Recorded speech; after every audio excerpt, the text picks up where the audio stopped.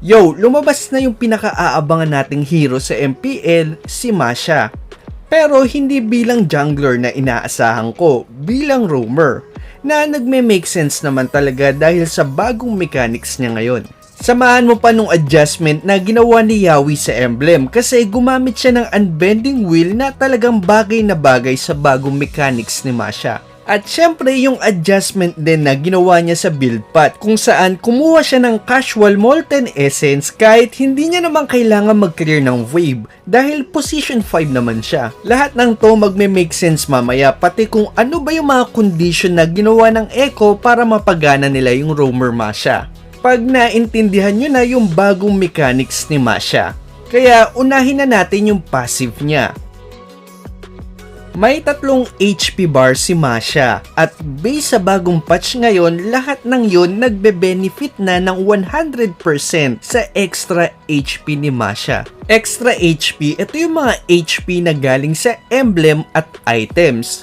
Ibig sabihin yung 1,550 na HP na bigay ng Guardian Helmet kay Masha dahil 3 yung HP bar niya, 4,650 lang naman yung total HP na makukuha niya dito. Ito din yung dahilan kung bakit Molten Essence yung first item na binili ni Yawi, himbis na dumiretso ng Guardian Helmet. Kahit na roamer naman siya at hindi niya naman kailangang mag-clear ng wave. Kasi sa 800 gold, yung 540 HP na bigay nito ay magiging 1,620 total HP kay Masha. Sa 800 gold mo, daig mo pa yung HP ng naka-Guardian Helmet. Kaya sulit na sulit talaga to sa kanya. Isa din to sa mga dahilan kung bakit naka-fighter emblem si Yawi kasi may bigay lang naman tong 573 HP na magiging 1,719 total HP kay Masha. OP ba? Umpisa pa lang yan kasi naging times 3 din yung HP growth niya from 52 naging 165 to. Applicable din to sa 3 HP mo kada lumilevel ka. Napapaisip ka na ba para sa naman yung napakalaking HP? Maraming dahilan, mamaya maiintindihan mo lahat. Pero ngayon, unahin na muna natin yung may connection sa passive mo. Kada kasi mababawasan yung buhay mo ng 1%, makakatanggap ka ng 1.8% additional attack speed. Ito yung dahilan kung bakit kahit tank build si Yawi, grabe pa rin siyang kumalkal ng hero. Lalo na pag isa na lang yung health bar niya. Tignan nyo naman, full tank build yan pero yung attack speed umaabot ng 2.76% pag isa na lang yung HP bar mo. But wait, there's more. Kasi may 25% extra lifesteal ka ding makukuha pag nawala na yung unang health bar mo. Tapos may additional 15% lifesteal ka naman at may kasama pa tong 60% resilience pag nawala naman yung pangalawang HP bar mo. Resilience nga pala yung tawag sa duration reduction ng mga crowd control. Halimbawa, himbis na ma-stun ka ng 3 segundo ng arrow ni Selena, magiging 1.2 seconds na lang yun kasi may 60% resilience ka. At hindi pa tayo tapos sa passive kasi makakakuha ka din ng 3 energy kada umaatake ka sa hero at jungle monster. Tapos, isa naman pagka minions yung inaatake mo. Para sa yung energy. Para to sa extra skill ni Masha. Pag napuno mo na yung energy mo, pwede mong gamitin yung life recovery mo kapalit ng full energy bar, makakapag-restore ka ng 1 HP bar. So parang instant 8k heal yan kung 8k yung isang bar mo. Take note lang na hindi mo to pwedeng gamitin habang umaatake or inaatake ka. Kasi sobrang OP mo na naman nun, maawa ka naman. Napapaisip ka na ba? Well, mataas nga yung attack speed mo, pero kung tank build ka naman, parang wala ding kwenta kasi wala kang damage, di ba? Skill 1 mo yung magiging sagot dyan kasi inadjust din to last patch. Kada kalahating segundo, mababawasan ng 3% ng isang HP bar mo yung buhay mo. Pero kapalit nun, makakuha ka ng extra damage na manggagaling sa max HP mo. Kaya pag mas malaki yung buhay mo, mas mataas din yung bigay na damage nito. Ito yung dahilan kung bakit hindi lang basta-basta mga defensive item yung mga binili ni Yawi. Ito yung mga defensive item na malaki din yung bigay na extra HP. Bukod pa dyan, may kasama din tong additional 30% movement speed. At yung skill 1 mo din yung dahilan kung bakit unbending wheel yung ginamit na emblem ni Yawi. Dahil tuloy-tuloy na nababawasan yung buhay mo, tuloy-tuloy din yung effect ng unbending wheel na kada mababawasan yung HP mo ng 1%, makakakuha ka ng damage increase hanggang 15%. Ang kagandahan pa dito, wala tong cooldown kaya tuloy-tuloy lang to. Sulit na sulit, 'di ba? Yung skill 2 mo naman, bukod sa damage at slow, madidisarm mo din yung target mo. Ibig sabihin, hindi sila pwedeng gumamit ng basic attack. Makakagamit lang ulit sila ng basic attack pag una, pinulot nila yung weapon na tatalsik. O kaya paglipas ng 2 segundo. Kaya napakagandang panlaban nito sa mga MM o kaya kay Aulus at Aldous. Lipat na tayo sa ultimo. Kapalit ng 50% na HP, magdadash ka pasugod sa kalaban. Immune ka sa crowd control sa buong animation ng dash. At take note nyo lang din na yung damage nito manggagaling sa 30% ng extra HP mo. Kaya HP build na talaga yung dapat mong buuin kay Masha ngayon. Bukod sa napakasakit na damage, may kasama din tong slow at 30 to 40% damage reduction sa loob ng 3 segundo. Dahil alam mo na kung paano gumagana si Masha, lumipat naman tayo sa gameplay tips. Ito nga pala yung raffle natin today. Kung bago ka lang sa channel natin, namimigay ako ng epic skin, emote, name change card at saka starlight kada mag-upload ako ng video.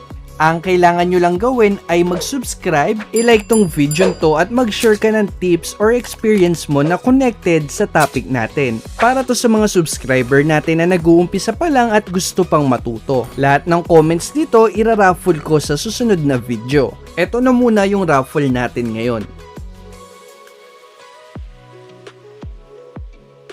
Ang mapapanalunan mo ay PM mo lang yung Facebook page natin para sa premyo mo. Good luck sa susunod na raffle. Huwag kayong malilito kasi uunahin ko munang ipaliwanag yung mid-game para mas madali nyong maintindihan yung mga condition na napuna ko para ma-pull off tong post 5 Masha. Sa mid-game kasi parang nagpapalit na ng position si Tremor TC at si Yawi. Dahil mas mataas yung threat na bigay ni Yawi sa pagpupush kahit na roamer siya, si Yawi na ngayon yung nagpe-pressure sa side lane, habang si Tremor TC at Benny Cutie naman ngayon yung sumasama sa clash. Parang dito. At saka dito. Tapos dito rin. At saka dito. Dito rin. Dito. Napaisip tuloy ako, siguro isa sa mga condition para sa post 5 Masha, kailangan yung XP laner nyo may solid na CC pang clash kasi pagdating ng mid game parang ikaw na yung magiging XP laner tapos yung XP na yung sasama lagi sa mage at saka sa jungler. Kung naaalala nyo, kahawig to nung diniscuss kong strat ng blacklist dati pag nag-Aldous sila. Napaisip ka ba, paano naman yung gold ng XP laner kung lagi siyang sasama sa jungler at saka sa mage? Tingin ko, dito na mag-a-adjust yung mage kasi nakita ko din na pagdating ng 12 minutes, bumili na din ng roaming item si Courtesy. Balik na tayo ngayon sa tamang order, punta muna tayo sa early game. Yung gameplay ng Position 5 Masha parang Natalia o Cho lang. Yung tipong guguluhin mo lang ng guguluhin yung jungler ng kalaban. Tapos pag nagulpi ka dahil makikipag-trade ka ng poke, saka mo na ngayong gagamitin yung life recovery para sa instant 1 HP bar. Tapos ready ka na kagad manggulo ulit. Kaya tignan nyo, umpisa pa lang kung saan kagad dumiretso si Yawi. Sadyang nabasa lang ng TNC yung gagawin niya, kaya tignan nyo. Hindi kaagad pumunta sa orange o sa purple si SD. Tumambay lang siya sa gitna. Tapos, pinag-check niya si Kagura ng bush para malaman kung saan pupwesto si Yawi. Kaya nung nakita ni Kagura na nasa purple side si Yawi, pumesto na kaagad sa orange si SD. Napakagandang strategy nung pinakita nila dito kasi kung dumiretso kagad si SD sa purple at nandun si Masha, bukod sa siguradong mapupok siya ng malala, napakalayong lakaran kung lilipat naman siya sa orange galing sa purple at magkukos yun ng delay sa jungle rotation ni SD. Dahil dyan, magkakaroon ng opening si Card TC para nakawin yung mga jungle monster niya. Pero dahil sa simpleng pagpwesto ni SD sa gitna ng purple at orange, madali siyang nakapag-adjust ng jungle rotation kaya hindi siya nagulo ni Yawi. Napakagandang early game strategy nito para sa akin. Kaya huwag niyong kalimutang i-share to sa mga kakilala niyong jungle, lalo na't napakalakas manggulo ng jungle ng mga tank ngayon. Balik na tayo kay Yawi.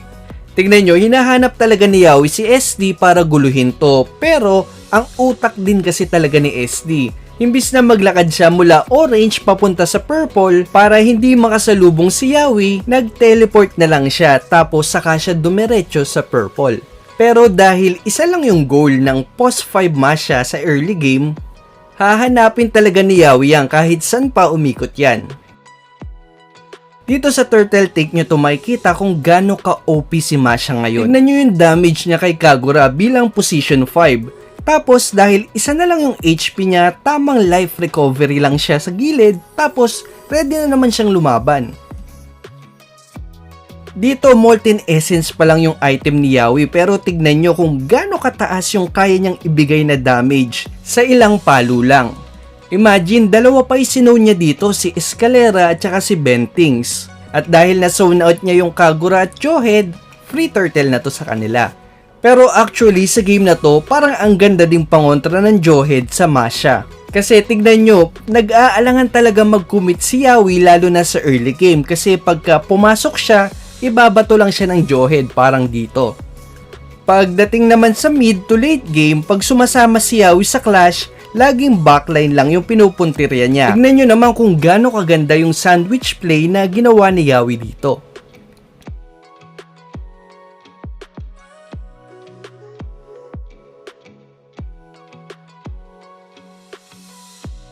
Pagdating sa spell, sprint yung ginagamit ni Yawi. Kasi kailangan niya makahabol sa target niya para makapag-basic attack siya. At saka mas matulin din kasi yung CD ng sprint ngayon kesa sa flicker. Sa build naman, conceal pagdating sa roaming item.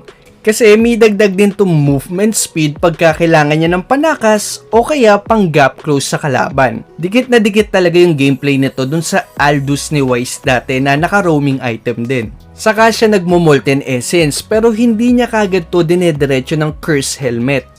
Kumukuha muna siya ng guardian helmet para to sa napakalaking HP at napakalaking tulong din kasi ng HP regen nito para mas masustain mo yung skill 1 mo. Tapos dito sa larong to, nag-brute force muna si Yawi bago niya tinuloy sa curse helmet.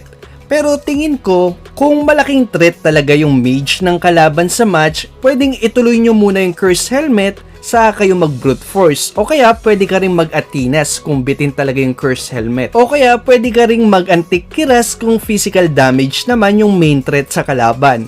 Depende kasi talaga yan sa sitwasyon. Pagtapos saka ka na mag-immortality at pagdating naman sa last item, ang tingin ko ang gusto niyang buuin dito ay DHS. Para sa additional damage kasi ang taas na din ng attack speed niya. Yun na lang muna sa ngayon. Salamat sa panonood.